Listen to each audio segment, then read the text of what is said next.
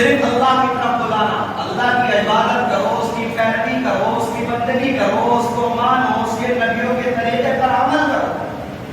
اگر نہیں کرو گے تو پھر تم مومن نہیں ہو، تم کامیاب نہیں ہو، تمہارا کوئی حق نہیں ہے۔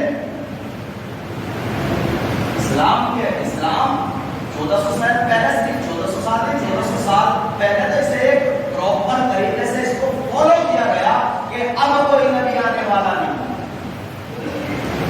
اب کوئی نبی آنے والا نہیں، اب کوئی شریعت آنے والی نہیں، اب کوئی دین آنے والا نہیں، اب کوئی تعلیم آنے والا نہیں۔ جو تعلیم آ گئی، جو حدیث آ گئی، جو قرآن سنت کے مطابق جو طریقہ ہے اسی کے مطابق تمہیں زندگی گزارنی پڑے گی۔ تمہیں اپنا چلنا، تمہیں اپنا پھرنا، تمہیں اپنا کھانا، تمہیں اپنا پینا، تمہیں اپنا رہنا، تمہیں اپنا سہنا، ہر طریقہ قرآن و سنت کے مطابق تمہیں اپنی عملی زندگی میں داخل کرنا پڑے گا۔ اور نہیں کرو گے تو تم اپنے کرم کو بھگتو گے۔ قرآن کہہ رہا بھگتو گے، تم جھیلو گے، اور اللہ کا عذاب بہت سخت ہے۔ ان بطش ربک لشدید، اس رب کی پکڑ بڑی سخت ہے۔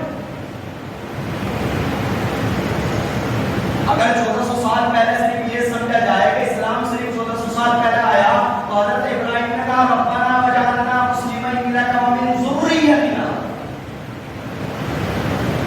حضرت عیسیٰ علیہ السلام نے کہا فاشهد بأننا مسلمون۔ اسلام صرف 1400 سال پہلے نہیں آیا، ہر نبی حضرت آدم علیہ السلام پھر کس طریقے کا؟ اگر ہم 1400 سال پہلے سے اسلام کو لیں تو یہ بتاؤ کہ حضرت آدم پھر کس دین پر تھا؟ کیا شریعت دین تھی؟ حضرت ابراہیم کس دین پر تھا؟ اسلام کو ایک پراپر طریقے سے جو پہچانا گیا ہے، جو پہچان ملی ہے، ہاں اسے 1400 سال پہلے ملی ہے، یہ کیا ہے؟ اور اللہ رب العزت نے ہر نبی کو اس دعوت کے لیے، اس تبلیغ کے لیے بھیجا۔ اگر صرف اسلام کو ہم یوں ہی سمجھ لیتے، اگر صرف اسلام کو ہم پڑھ کر سمجھ لیتے تو پھر نبیوں کا آنا، پھر بڑے بڑے کتب ابدال کا آنا، نبی آئے، نبیوں نے اپنی قوم کو سمجھایا، نبی کے بعد صحابہ آئے، صحابہ کے بعد تابعی آئے، تابعی آئے، ولی آئے، پھر مرشد آئے، کتب ابدال آئے، اور علماء آئے، علماء کبار آئے، حدیث کے پڑھنے والے آئے، حفاظ آئے، اور سب نے آ کر صرف ایک حق کی دعوت دی۔ سب کا منشا یہی تھا کہ اللہ کی عبادت کرو، اللہ رب العزت کو ایک مانو، اور جو اس وقت کا نبی ہے اس پر ایمان لاؤ، جو بھی نبی ہو جس وقت کا۔ آج کے وقت کے نبی حضرت محمد صلی اللہ علیہ وسلم ہیں، اور ان کے بعد کوئی نبی آنے والا نہیں، تو اس نبی پر ایمان لانا ضروری ہو۔ اور ہم لوگ اس چیز سے بھٹک رہے ہیں، بھاگ رہے ہیں، آپسی اختلاف میں پڑے ہوئے ہیں، کوئی کسی کی بات سننے کو تیار نہیں، کوئی کسی کو کچھ بتا دے تو اس پر دلیلیں پیش کی جاتی ہیں، میاں ہم کو جانتے ہیں، ہم عمل کرتے ہیں، قرآن حدیث میں ہمیں پتا ہے، تم کون ہوتے ہو بتانے والے، یا تمہیں کیا پتا ہے، یا تمہاری باتیں سن کر ہی ہم اپنی نماز پڑھنی شروع کریں گے، یا پھر تمہاری باتوں کو ہی ہم مانیں گے، قبول کرنے والا تو اللہ ہے، تمہیں کیا پتا تم کون ہوتے ہو قبول کرنے والے؟ اس بات سے کون انکار کرتا ہے؟ قبول کرنے والا تو اللہ ہے بے شک، لیکن اس بات کو بتانے کے لیے کوئی تو آیا ہے، اور نبی آئے ہیں، پھر نبیوں کے بعد صحابہ آئے ہیں، صحابہ کے بعد تابعی آئے ہیں، اور آج آپ کی جتنی میری ذمہ داری تھی، آپ کی ذمہ داری ہے کہ اپنی قوم کے لوگوں کو، اپنی عورتوں کو، اپنے بچوں کو اس دین کی طرف بلاؤ۔ اللہ نے قرآن کریم کے اندر فرمایا یا ایھا الذین آمنوا قوا انفسکم واہلیکم نارا۔ اتنا ہی بڑا ترجمہ کرنے والا ہو کوئی اس آیت کا ترجمہ کرے اور بتائے کہ کیا لکھ رہا ہے اس میں، لیکن حق بات کہنے کو کوئی تیار نہیں، کوئی سننے کو تیار نہیں۔ یا ایھا الذین آمنوا، ایمان والو، قوا انفسکم واہلیکم نارا، اپنے آپ کو، اپنے اہل و عیال کو، اپنے بیوی بچوں کو، اپنے خاندان والوں کو آگ سے بچاؤ۔ یہ پیغام ہے اس کے اندر،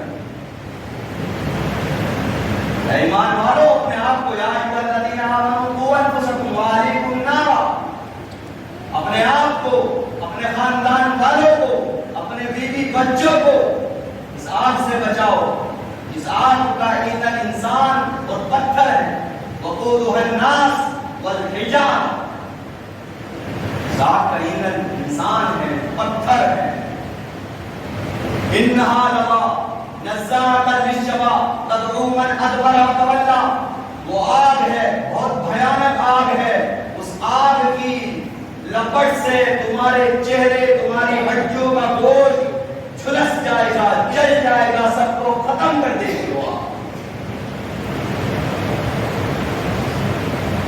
والملائکۃ علیہا شداد والملائکۃ علیہا غلاظ شداد، اور اس آگ پر جو مقرر ہیں وہ فرشتے، وہ کوئی اور نہیں، وہ بڑے سخت ہیں، ان کے مزاج، ان کے ذہن بڑے سخت ہیں، وہ کسی کی لجلجاہٹ میں، کسی کی چمچاگری میں نہیں آتی، وہ کسی کی بات نہیں ماننے والے، وہ کسی کے پیسوں پر نہیں پگھلنے والے، وہ کسی کے زور زبردستی کے آگے اپنے سروں کو نہیں جھکانے والے، وہ بڑے سخت ہیں۔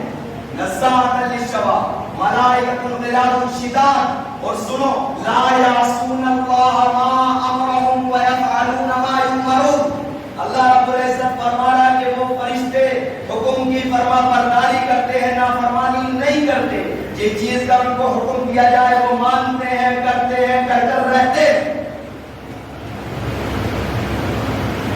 آج ہمارے افسوس کہ ہمارے ملک کا حالت یہ ہے کہ ہم تعلیم سے بے خبر ہیں، اس میں ہلتا نہ ہے، اخلاق سے بے خبر ہیں، علماء کی عزت سے بے خبر ہیں۔ ہم تعلیم ہمارے گھروں میں نہیں ہے، ہم جس کو تعلیم سمجھ رہے وہ تعلیم نہیں ہے۔ پہلے محمد عربی کی غلامی کا پٹا اپنے گلوں کے اندر ڈالنا پڑے گا، پھر اس کے بعد تو جس منصب پر چلا جا، پھر ہے تیری تعلیم۔ سب سے پہلے نبی کریم صلی اللہ علیہ وسلم کے طریقے کے مطابق اپنی زندگی گزروانی پڑے گی، اپنوں سے بھی، اپنے بچوں سے بھی۔ اور یہی ترجمہ ہے ایھا الذین آمنوا قوا انفسکم وأہلیکم نارا، کہ اپنے آپ کو، اپنے بچوں کو، اپنی بچیوں کو، اپنی عورتوں کو، اپنی ماؤں کو، اپنی بہنوں کو آگ سے بچاؤ۔ اور اگر وہ نہیں بچیں گے تو پھر حکم دیا جا رہا ہے کہ اللہ رب العزت کا پکڑ بڑی سخت ہے، ان بطش ربک لشدید، تیرے رب کی پکڑ تو بڑی سخت ہے۔ آج ہمارا مجرمانہ طریقہ، آج ظالمانہ طریقہ ہے، ہم تعلیم کو بالکل بھلائے بیٹھے ہیں، اپنی عورتوں میں دین اجاگر کرنے کے لیے کوئی فکر، کوئی محبت، کوئی دل شوق بالکل نہیں۔